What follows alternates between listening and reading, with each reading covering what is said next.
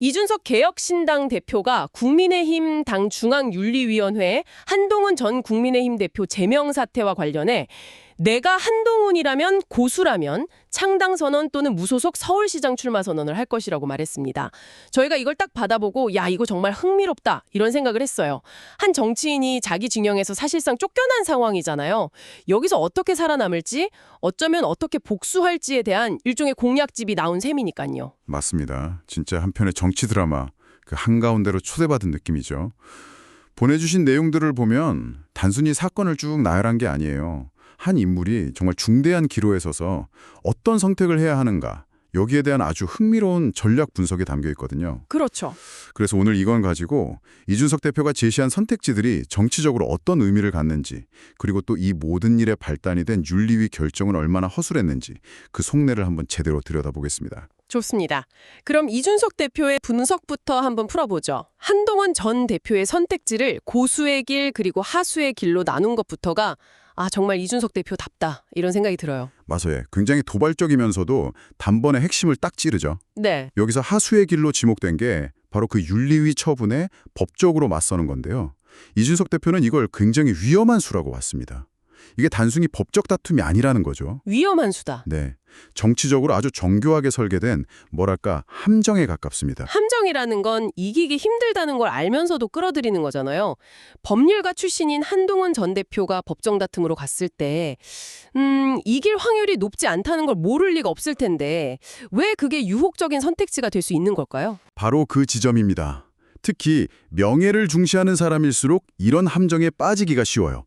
자신의 결백, 자신의 정당성을 공식적으로 인정받고 싶어 하니까요.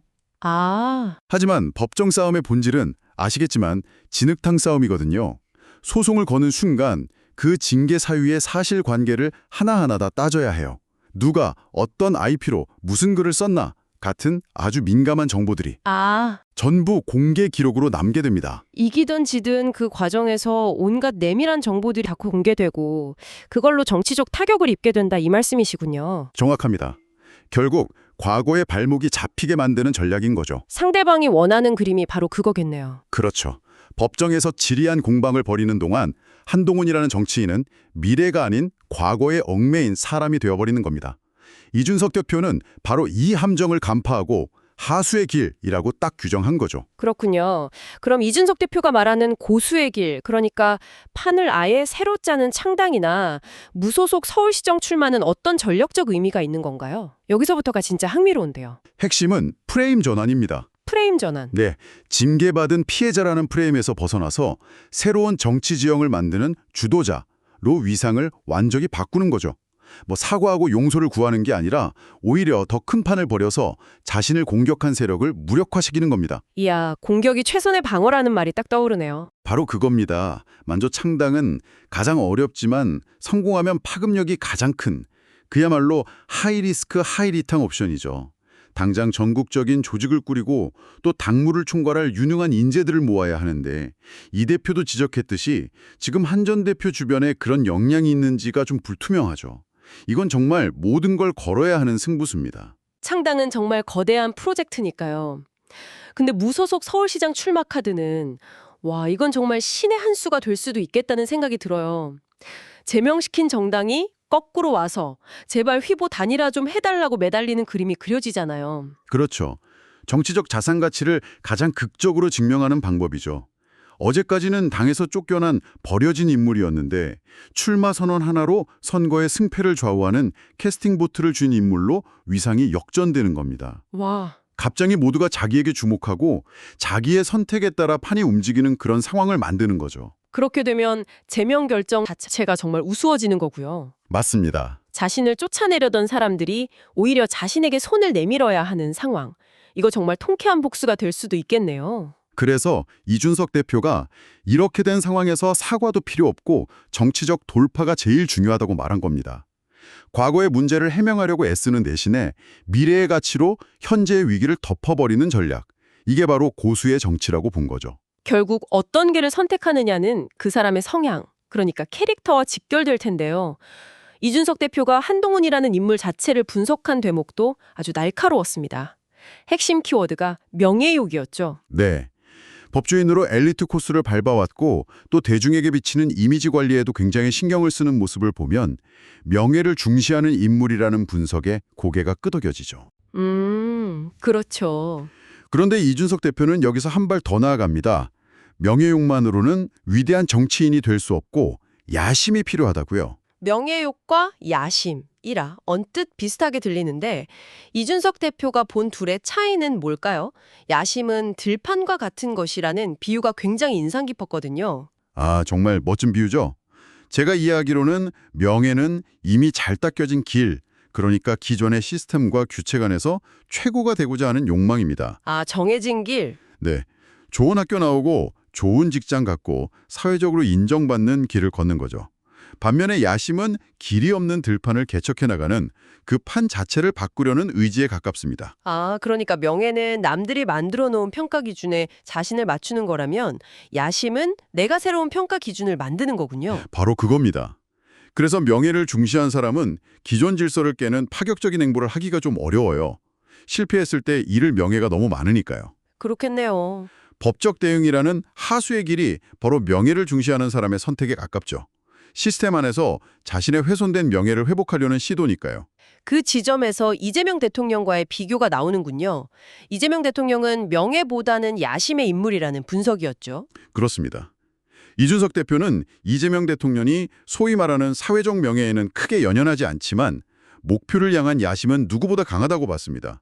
그리고 그 야심이 지금의 그를 만들었다는 거죠.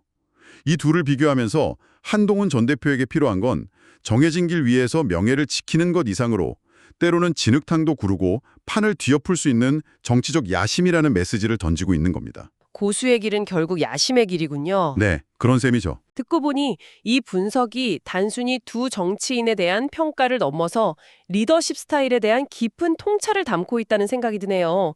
안정적인 시스템 안에서 인정받는 리더가 될 것이냐, 아니면 시스템 자체를 바꾸는 게임 체인저가 될 것이냐. 맞습니다. 당신이 어떤 조직에 속해 있든 한번 적용해 볼 수 있는 아주 흥미로운 관점이죠. 이야기를 하다 보니 결국 이 모든 일의 시작점으로 돌아오게 되네요.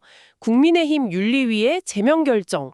이준석 대표도 제명은 과하다고 했는데 당대표인 장동혁 대표조차 상정을 보류하고 소명 기회를 줬다는 것 자체가 이 결정에 얼마나 심각한 하자가 있는지를 보여주는 방증입니다. 회의 전날 문자로 통보하고 당사자 해명도 안 듣고 정치적 사형 선고나 다름없는 제명을 결정한다. 이건 법치를 강조하는 정당에서 나왔다고는 믿기 어려운 절차적 흠결입니다. 내용은 더 황당하더라고요. 결정문이 2번이나 수정됐다는 건 정말 코미디 아닌가요? 그러니까요. 징계의 핵심 근거, 그러니까 누가 글을 썼는가에 대한 사실관계가 계속 바뀌는 거잖아요. 처음엔 한동훈이 썼다고 단정했다가 나중엔 확인 불가, 그러다 또 가족 계정 추정. 이건 뭐 결론을 정해놓고 이유를 끼워 맞추려다 실패한 것처럼 보이죠? 네. 여상원 전 윤리위원장이 사실관계를 모르면 징계를 안 했어야 한다고 일침을 가했을 정도니까요. 징계의 정당성 자체가 뿌리부터 흔들리는 겁니다. 그런데 더 놀라운 건 결정문에 담긴 표현들이에요. 아, 맞아요. 그 이탈리아 마피아 비유는 정말 충격적이었어요. 그러니까요. 마피아와 같다니.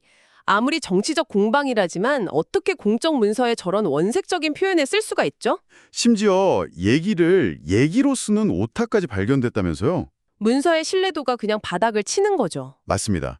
한 친한계의 인사가 개인의 사적 감정을 담은 판결문 같다고 비판한 게 딱 맞는 표현 같아요. 특히 그 문장. 피조사인이 편안한 의자에 앉아 스포트라이트를 받는 것이 누군가에 헌신하는 대가라는 점을 기억하여야 할 것. 아, 네, 그거요. 이 문장을 보면 이건 징계가 아니라 그냥 너는 배은망덕하자고 꾸짖는 것에 가깝습니다. 굉장히 감정적이고 어떻게 보면 좀 유치하게까지 하죠. 이런 졸속하고 감정적인 결정이 오히려 한동훈 전 대표에게는 반격의 명분을 주는 최고의 무기가 될 수도 있겠네요. 그렇죠. 이준석 대표의 분석은 결국 정치란 무엇인가라는 근본적인 질문을 던지고 있습니다. 정치는 정해진 규칙 안에서 싸우는 것만이 아니라 때로는 규칙이 만들어지는 판 자체를 흔들고 새로 만드는 과정이라는 거죠. 한동훈 전 대표가 어떤 선택을 하느냐에 따라서 그가 야심가의 길을 택하느냐, 명예를 지키는 길을 택하느냐에 따라 한국 보수 정치의 지형이 완전히 바뀔 수도 있는 중요한 변곡점에 서 있는 겁니다.